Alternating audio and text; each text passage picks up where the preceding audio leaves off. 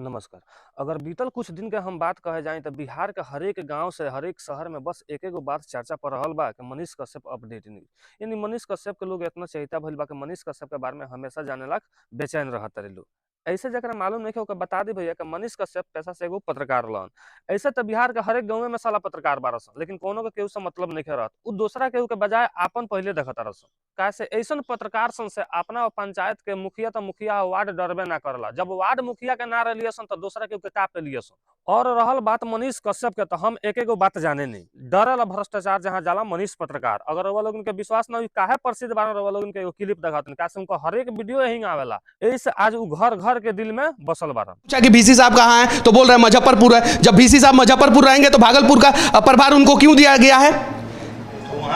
और वहां पे भी मुजफ्फरपुर में भी नहीं है। सुनने में आ रहा है कि उनका बेटा कहीं यूपी से चुनाव लड़ा था, उसको चुनाव लड़वाने गए थे वो। जरा सोचिए, वैसे वैसे लोगों को VC बना दिया जाता है बिहार में।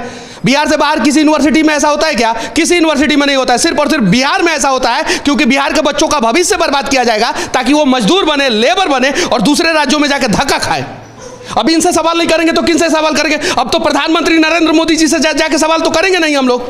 आप लोग हर साल करोड़ों बच्चों का भविष्य बर्बाद कर रहे हैं और आप बोल रहे हैं उत्तेजित। आपका बेटा का भविष्य बर्बाद होगा तो आप उत्तेजित होइएगा कि नहीं?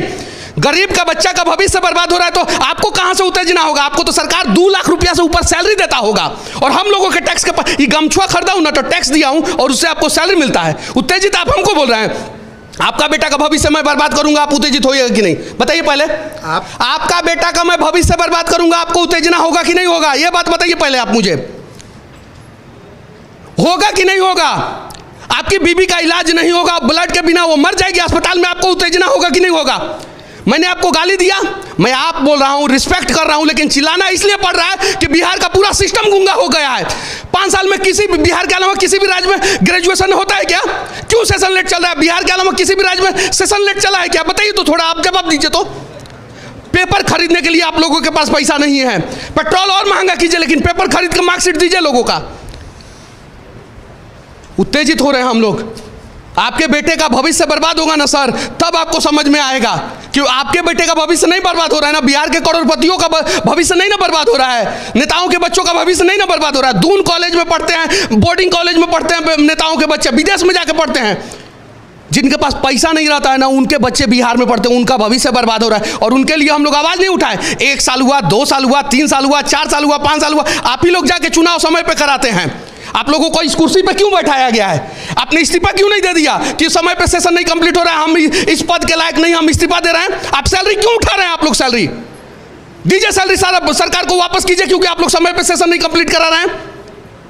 मीटिंग कर रहे हैं 12 तारीख को, ये सेरेमनी मनाएंगे। क्या मनाइएगा आप लोग सेरेमनी? क्या कीजिएगा सेरेमनी मना के? क्या फायदा है सेरेमनी मनाने में? क्या है 12 तारीख को? आज 11 तारीख है, कल आप लोग क्या मनाने वाले हैं इस यूनिवर्सिटी में कि हम लोग उस सफलतापूर्वक जो है पिछले 50 सालों से बच्चों का भविष्य बर्बाद करते आए हैं, उसी का जश्न मना रहे हैं।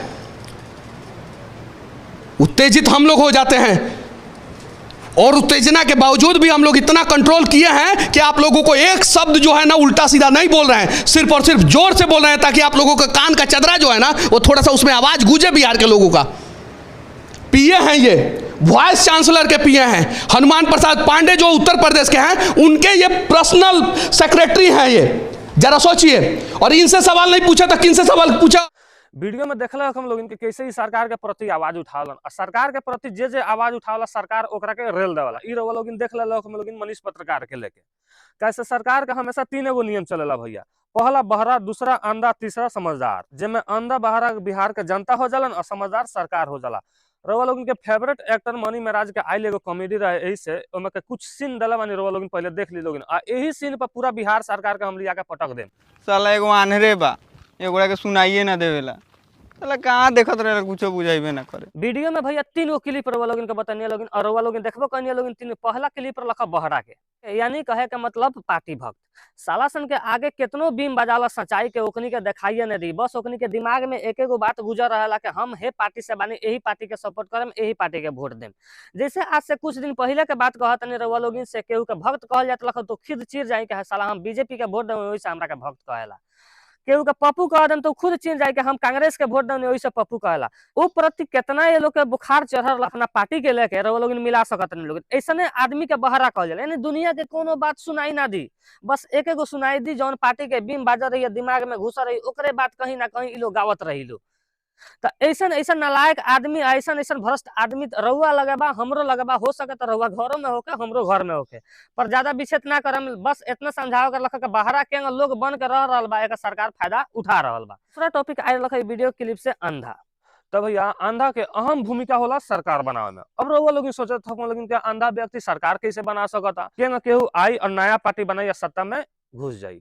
अब तो रउआ लोग समझिए गए हम लोग, ना समझल हो हम लोग तो चलिए हम ही समझा देतानी। अंधा यानी जातिवाद वोटर।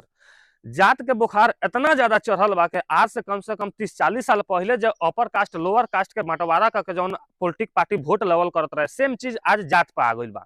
अब अपर कास्ट नीच कास्ट तो पूरा सेम हो गइल बा, एक में बैठल उठल खाइल पियल, एक साथे कमाइल, एक साथे गइल आइल, ऑफिस में कोनो कास्ट के वैल्यू नहीं रहल। सेम उहे चीज अब जात पर लिया देवल गइल बा। भुंजार, राजपूत, काठ, तेली, अहिर, कुर्मी, डोम, चमार, यानी सब केहू के एगो फंडामेंटल तरीका में सजा रहल बा। एकरा पीछे कैसे काम कर रहल बा रउआ लोग अपना मोबाइल से सीख सकतानी लोग।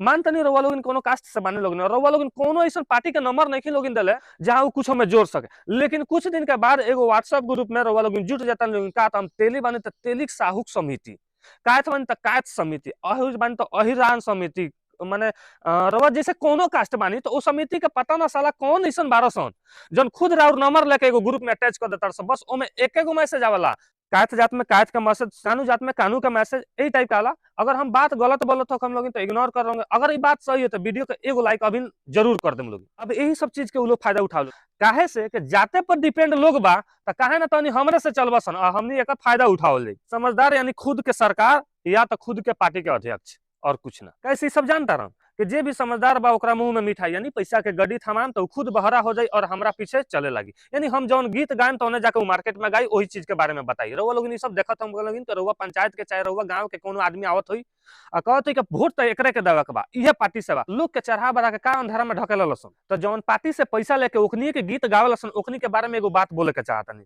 और साला चुतिया, जब तोहनी के कोनो काम नहीं खे तो अपना मेहनत से फल से फूल लोग के चढ़ा बढ़ा अंधारा में काहे ढकेल लसन। एक नहीं ऐसा आदमी भैया लोग सुधर जाए तो बिहार सुधर जाए। अब रउआ लोग सोचत थक लोग कि आखिर ये सब बताओ का बारे, कैसे यही जन के शुरुआत होता मनीष कश्यप से।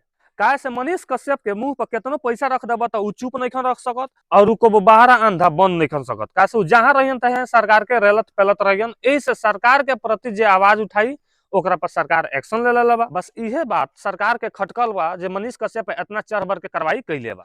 ना तो भैया बिहार में कोनो क्राइम के कमी थोड़े बा कि पूरा पुलिसिया मनीष कश्यप के पीछे पड़ गई रहसन। अगर क्राइम के कमी रहता मान सकत नहीं कि कोनो काम नहीं के चलो एक्सरसाइज करता रहसन, लेकिन एक से एक क्राइम छोड़ देवल जाता। बस मनीष कश्यप के पीछे पूरा बिहार तब बिहार है कि आईजी, डीआईजी, एसपी, डीएम सब ओकरे पीछे घुमा देवल गइल बा। लेकिन हाल फिलहाल में मदुरई कोर्ट से फैसला आइल कि मनीष कश्यप के जौन भी पूछताछ करे के बा बिहार ले जाकर वो लोग पूछताछ कर सकता नहीं लोग। अब देखिए अब तमिलनाडु पुलिस क्या करता है, हालांकि तमिलनाडु पुलिस मनीष कश्यप का भी रिमांड में ले ले पूछताछ करता। देखिए आगे का मोड़ आ सकता, गेस कर जाओ तो मनीष कश्यप के 6 महीना 7 महीना 8 महीना के अंदर में क्लीन चिट मिल सकता है। यानी पूरा केस से जितना भी 12 गो 13 गो बिहार में बा, 12-13 गो जौन ओरिजिन बटे उसे क्लीन चिट मिल सकता। लेकिन अगर एम सरकार के प्रति कुछ अहम भूमिका रह गई तो मनीष कश्यप के निकले में कुछ समय लगिए जाए। तो धन्यवाद भैया, इस वीडियो में इतना है।